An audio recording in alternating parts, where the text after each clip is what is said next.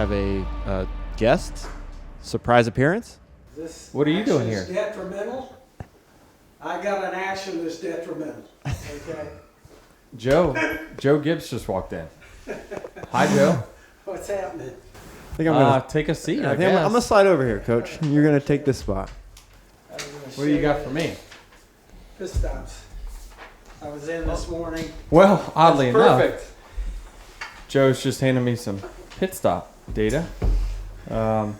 You'll see that the 11 was really Yeah, consistent. I was happy. Yeah. Honestly, I thought my team did great all day long. They did, yeah.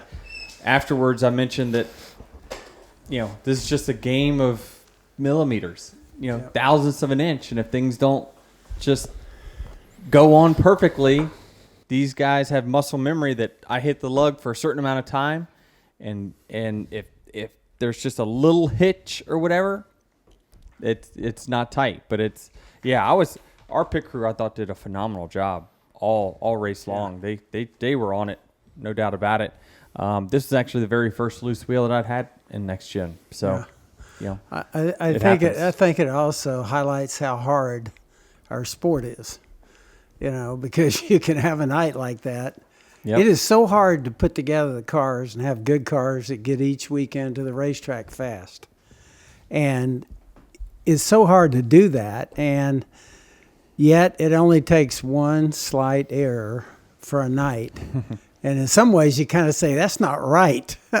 But then again, it is right. And we just got to find a way to make it happen. So I think the first thing you do is analyze everything that happened, and then how do we improve? How do we make sure that doesn't happen again? Or how do I work on it if it's a physical thing, which that is? Yep.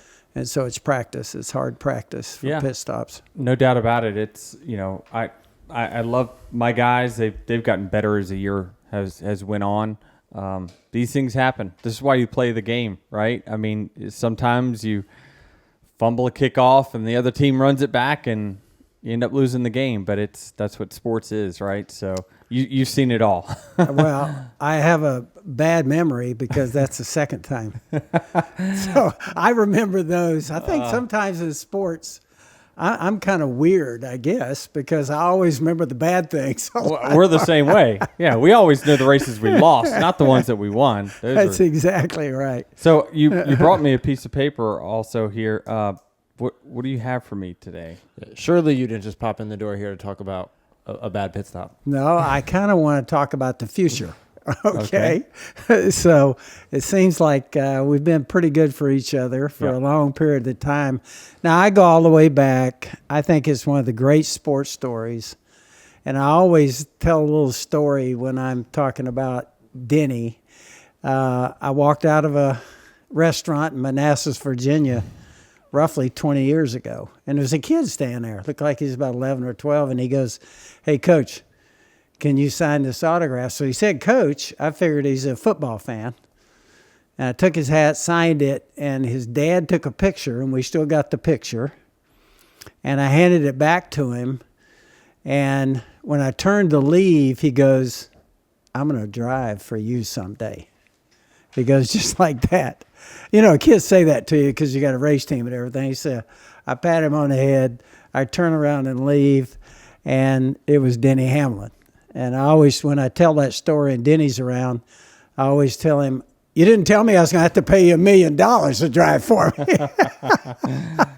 So that's my story. I tell that all the time in our hospitalities, but people get a kick out of it.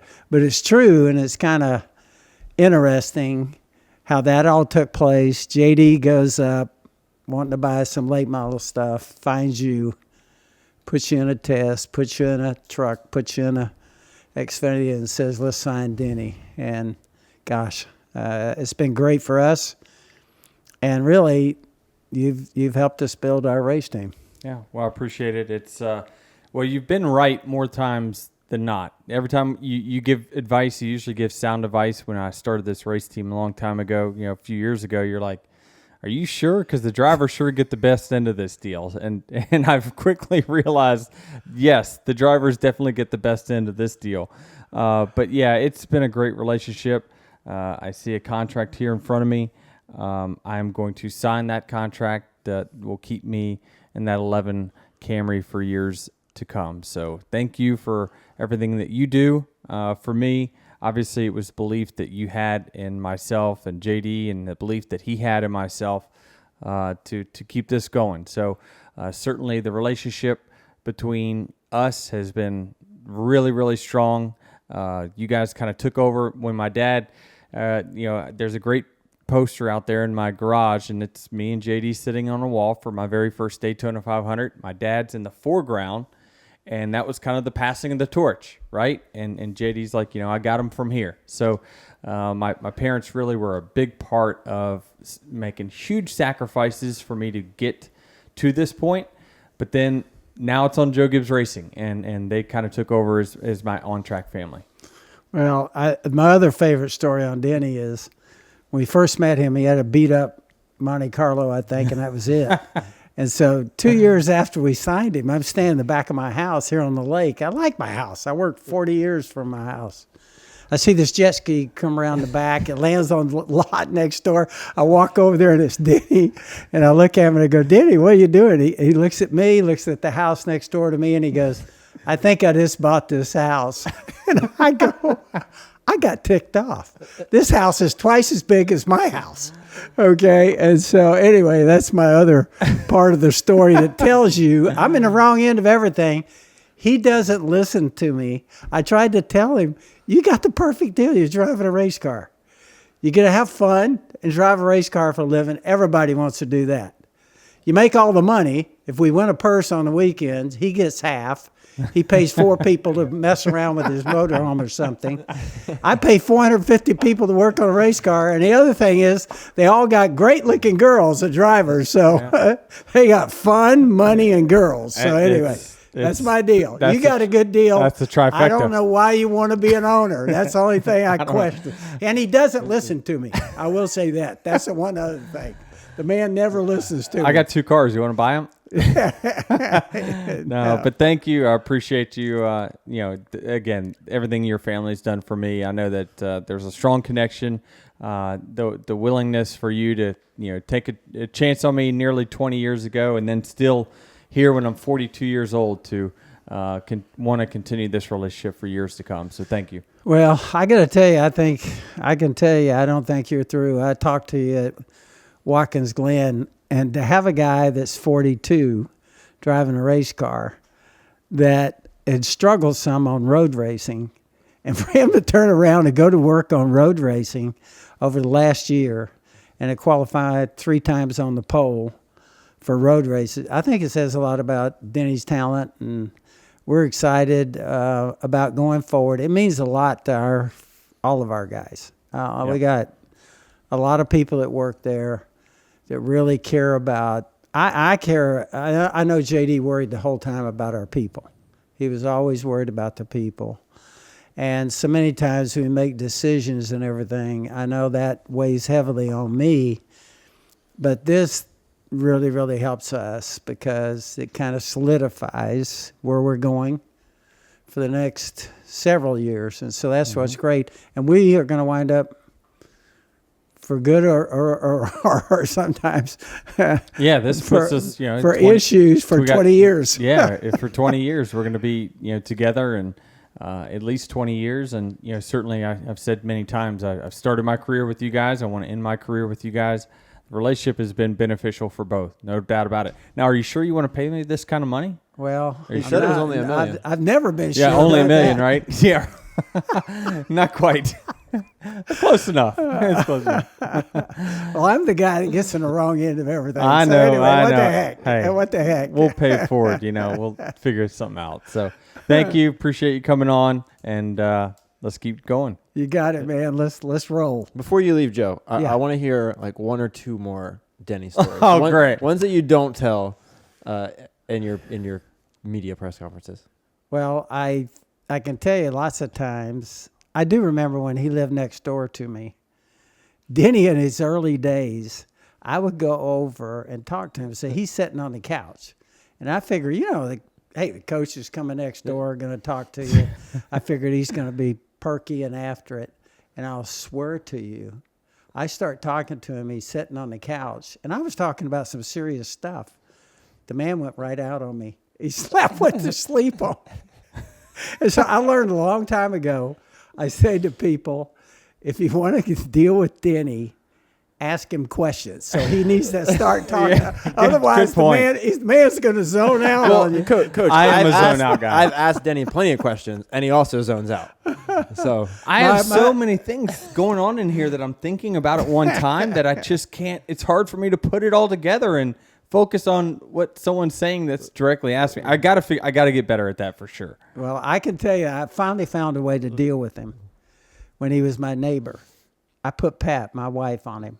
And believe me, she was after him all the time. Yeah. Music's too loud. Quit parking the cars in my driveway. I think it took her about 18 months to run Denny out of the neighborhood. He was gone. We had weekly parties at the house. You know, listen, I bought the house because Joe was still at Washington. He was still coaching, and I'm like, well, he won't be back anytime soon, and I'll be out of here by the time he comes back to the racing team.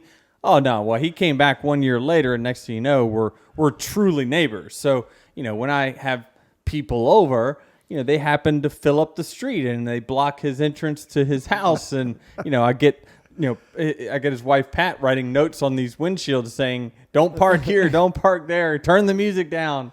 You know, we would have late night basketball games with a few of the Charlotte Bobcat players. Raymond Felton came, and a bunch of different guys. They'd come over and play every now and then. And but we would play late into the night. So, but yeah, it was a interesting dynamic we had as neighbors. But I sure am glad I moved off that street. Okay, my favorite story on that. I got one more story. So they had a big party. I knew it was Saturday night. Stuff's going all night long and everything. Saturday night. Yeah, and so I come out the next morning and my jet ski was messed up. So I'm out there with the jet ski and it's messed up. And so there, all of a sudden I hear a bunch of them around the pool, okay? So I'm focused on the jet ski, and all of a sudden I heard this splashing of people coming towards me. And I turned around like this, and there were two girls, I swear to you, that were half dressed, okay? And here they come towards me, and I'm kind of going, I'm looking, what is this? And so they come over and they go, hey, Coach. I went, yeah. They said, hey, I left my purse on the other side of the lake. Can you take me over sandbar? Can you take me over there on the jet ski? Okay, now, Pat is on the back porch. I'm looking up at Pat on the back porch. So I got this girl is asking me, and I turned around and I said, not on your life. I said, and then I looked, and they're all standing back at the pool and everything. I said, there's your group. Go get those guys that take you across Could the you lake. imagine seeing Joe with these two chicks on the back of his jet ski, taking them? Because we lived right across from the sandbar where everybody would kind of boat together. And so, yeah, they asked Joe. I mean, why they didn't ask me, I'm not sure. But they saw someone tinkering with a jet ski out my neighbor, and they're just like, hey, come give us a ride. They didn't know he was my boss or anything like that. So, very awkward morning that day. It was. Sorry So anyway, about- we got him out of the neighborhood. That was it. I like the context clues in this, though. You said Saturday night, jet ski, so it must be fairly warm. So it's not November through January. No, it's an off weekend. Okay. Yeah. Okay. All right, Joe. All right, man. Thank you. Thank you, man. We'll see ya. Ready for a few. This is going to be great. A few more years together. Let's do it. We're good. I knew that we were kind of getting close with things, but when the boss puts a little in-person pressure on you, you gotta go ahead and do it. I mean, we can confirm now you will be a race car driver for at least a few more years. At Joe Gibbs Racing. Yep. Yep. Are you the longest tenured driver at JGR? Were you the longest before this? Yes. Okay. Yeah. Second might have been actually Kyle Busch, and then Tony Stewart before that. Okay. So, yeah, there's actually a wall right by the elevator where it has like their beginning and end dates. It's almost like a memorial of JGR drivers, and mine says through present. So It'll say present for. it's still gonna say present. Yeah, more I don't years. have an end date. What does this mean for you and 2311? Yeah, I mean, obviously that was a big part of this process for sure. What this means is that 2311 will continue its relationship with Toyota into the future. Nothing really changes. We're going to continue on the path that we've been on. It was my goal to make that a championship organization within 5 years. We're going to continue on that trajectory. I think that we're in a good spot. Our relationship with Joe Gibbs Racing is in a good spot. So this kind of solidifies all those deals as done. How has this relationship between JGR and 2311 grown since you started the team on this 5-year plan, and how do you see it continuing to grow now into the future? Well, I've seen a lot of alliances come and go with Joe Gibbs Racing. A lot of it, is dependent on sponsorship, as we know. The viability of any race team still heavily relies on sponsorship. That is still true, but our sales team and Steve Loletta has done just a great job of making sure we are a stable team. We've got a lot of great things going.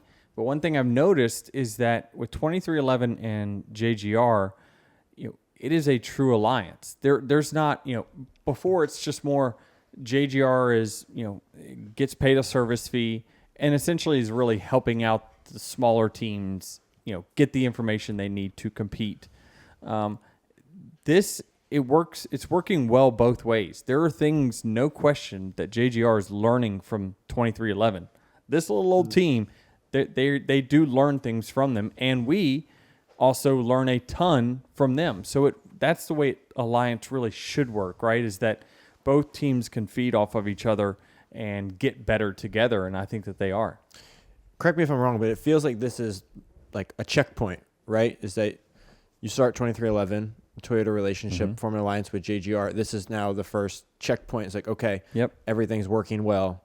We're going to continue this relationship on. Yeah, this was the first time that it had come around to be, really, you hit it right, a checkpoint. Like, hey, we've started this. We all agreed in the very beginning when I started this team, Toyota, JGR, here's how we're going to get this thing off the ground. But then after 3 years, it's time to re-up a deal, and we have to figure out, are we happy with the relationship as it is? Do we want to change it?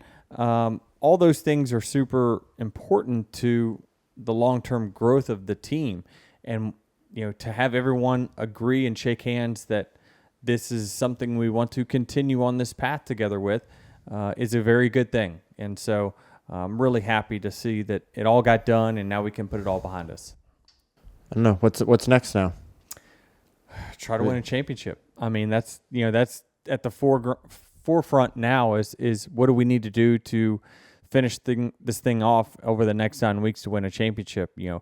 A lot of, I mentioned on Sirius not long ago, got all the design finished on the building last week. These contracts just got signed. We're in a good spot now to where really the focus is just on driving and doing whatever I can to win for the 11 team. Does this take a weight off your shoulders? Like, how much time in the last handful of weeks would you say has been during your week has been dedicated to these discussions? So much. I mean, phone calls, emails, in-person meetings, Zooms. It just never stops. It never stops because, again, every decision you make has a cause and effect somewhere, right? So you make a decision, hey, we're going to do this. Well, then how does it affect B and C? So I think that now that that is done, I see myself having a ton more time to just focus on the task at hand. So I think that my schedule is going to be dramatically better over these next 8-9 weeks. Sweet. Love to hear it. More time to shoot some social media content. Great. Sounds good.